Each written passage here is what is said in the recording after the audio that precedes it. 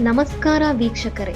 ಒಂದು ಕಾಲದಲ್ಲಿ ಬ್ಯಾಂಕ್ ಅಂದರೆ ಕೇವಲ ಹಣದ ವ್ಯವಹಾರ ಅಲ್ಲ, ಅದು ನಂಬಿಕೆಯ ಪ್ರತೀಕ, ನಿಯತ್ತಿನ ಸಂಕೇತ, ಮನುಷ್ಯನ ಜೀವನದ ಭದ್ರತೆಯ ಆಶ್ರಯ. ಇಂದಿನ ಈ ಕತೆ ಒಂದು ಬ್ಯಾಂಕ್ ಲೋಗೋದಲ್ಲಿರುವ ನಾಯಿಯ ಚಿತ್ರ ಹೇಗೆ ಹುಟ್ಟಿತು ಎಂಬುದರ ಹಿಂದೆ ಇರುವ ಒಂದು ವೃದ್ಧ ಗ್ರಾಹಕ, ಅವನ ನಿಷ್ಠಾವಂತ ನಾಯಿ ಮತ್ತು ಮಾನವೀಯ ಮೌಲ್ಯಗಳ ಕುರಿತು ಈ ಕತೆ ನಡೆಯುವುದು. ಇಂದಿನ ಕರ್ನಾಟಕ ಮತ್ತು ದಕ್ಷಿಣ ಭಾರತದ ಜನರಿಗೆ ಪರಿಚಿತವಾಗಿರುವ ಹಳೆಯ ಸಿಂಡಿಕೇಟ್ ಬ್ಯಾಂಕ್ ಬಗ್ಗೆ. ಅವನು ವಯಸ್ಸಾದವನು, ಬಿಳಿಯಾದ ಕೂದಲು, ಮುಖದಲ್ಲಿ ಜೀವನದ ಅನುಭವದ ರೇಖೆಗಳು. ಪ್ರತಿದಿನ ಬೆಳಗ್ಗೆ ನಿಖರವಾದ ಸಮಯಕ್ಕೆ ಅವನು ತನ್ನ ಮನೆ ಬಿಟ್ಟು ಹೊರಡುತ್ತಿದ್ದ. ಅವನ ಜೊತೆ ಯಾವಾಗಲೂ ಒಂದು ನಾಯಿ. ಅದು ಸಾಮಾನ್ಯ ನಾಯಿ ಅಲ್ಲ, ಅದು ಅವನ ನೆರಳು, ಅವನ ಮೌನ ಸಂಗಾತಿ. ಬ್ಯಾಂಕ್ನ ಗೇಟಿನ ಮುಂದೆ ಬಂದು ನಾಯಿ ಹೊರಗೆ ಕುಳಿತುಕೊಳ್ಳುತ್ತಿತ್ತು. ಒಂದು ಹೆಜ್ಜೆ ಕೂಡ ಒಳಗೆ ಹಾಕದೆ ಅವನ ಮಾಲೀಕ ಬ್ಯಾಂಕ್ ಒಳಗೆ ಹೋಗಿ ತನ್ನ ವ್ಯವಹಾರ ಮುಗಿಸಿ ಮತ್ತೆ ಹೊರ ಬರುವವರೆಗೆ ನಾಯಿ ಕಣ್ಣು ಮಿಟುಕಿಸದೆ ಕಾಯುತ್ತಿತ್ತು. ಆ ಸಮಯದಲ್ಲಿ ಬ್ಯಾಂಕ್ ಸಿಬ್ಬಂದಿ ಇದನ್ನು ಗಮನಿಸುತ್ತಿದ್ದರು. ಒಬ್ಬ ಕ್ಲರ್ಕ್ ಕೇಳಿದ, "ಅಜ್ಜ, ನಿಮ್ಮ ನಾಯಿ ಇಷ್ಟು ಶಿಸ್ತಾಗಿ ಹೊರಗೆ ಕಾದು ಕುಳಿತುಕೊಳ್ಳುತ್ತಲ್ಲ?" ವೃದ್ಧ ನಗುತ್ತಾ ಹೇಳಿದ, "ಅದು ನನಗಿಂತ ಹೆಚ್ಚು ನಿಯತ್ತಿರುವ ಜೀವ." ಅವರು ನಕ್ಕರು. ಆದರೆ ದಿನಗಳು ಕಳೆದಂತೆ ಒಂದು ಸಂಗತಿ ಎಲ್ಲರಿಗೂ ಸ್ಪಷ್ಟವಾಯಿತು.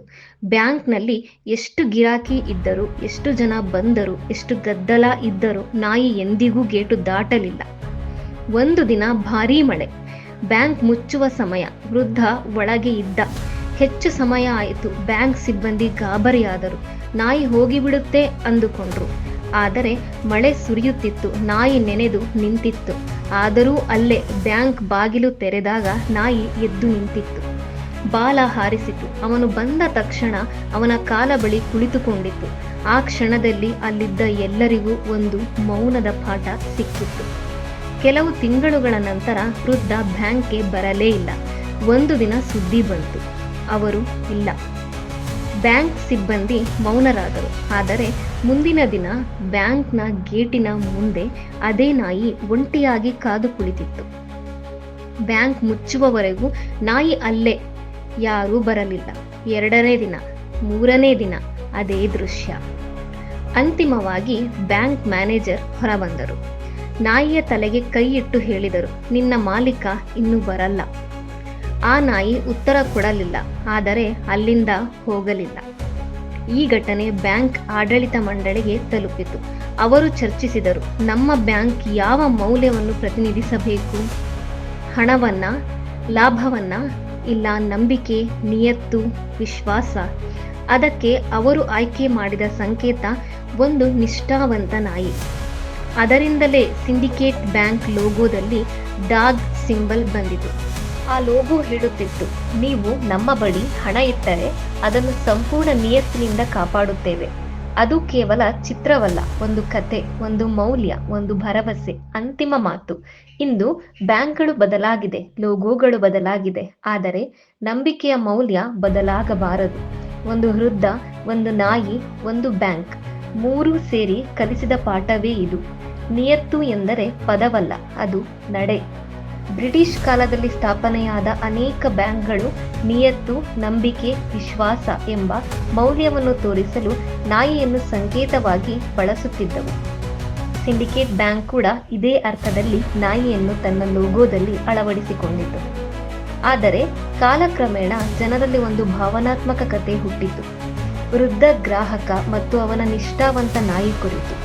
ಈ ಕತೆಗೆ ಯಾವುದೇ ಅಧಿಕೃತ ದಾಖಲೆಗಳಿಲ್ಲ, ಆದರೆ ನಿಯತ್ತಿನ ಅರ್ಥವನ್ನು ಜನರಿಗೆ ತಲುಪಿಸಲು ಈ ಕತೆ ಹಿಂದಿನಿಂದ ಹರಡಿತು.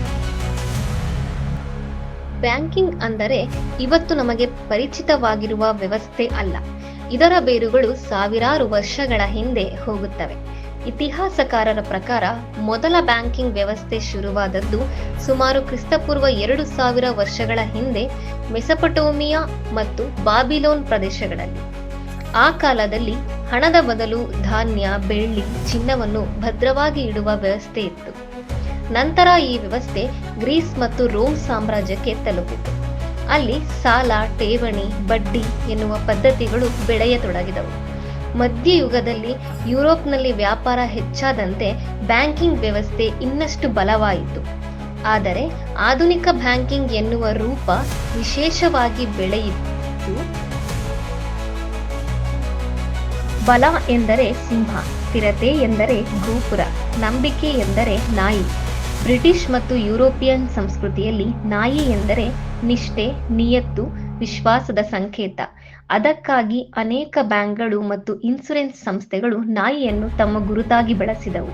ಸಿಂಡಿಕೇಟ್ ಬ್ಯಾಂಕ್ ಕೂಡ ಈ ತತ್ವವನ್ನು ಅಳವಡಿಸಿಕೊಂಡಿತ್ತು. ಅದರ ಲೋಗೋದಲ್ಲಿರುವ ನಾಯಿ ಒಂದು ಕತೆ ಹೇಳುತ್ತದೆ. ಇಲ್ಲಿ ಹಣಕ್ಕಿಂತ ಮುಖ್ಯವಾದುದು ನಂಬಿಕೆ. ಕಾಲಕ್ರಮೇಣ ಈ ಸಂಕೇತಕ್ಕೆ ಭಾವನೆ ಸೇರಿತು.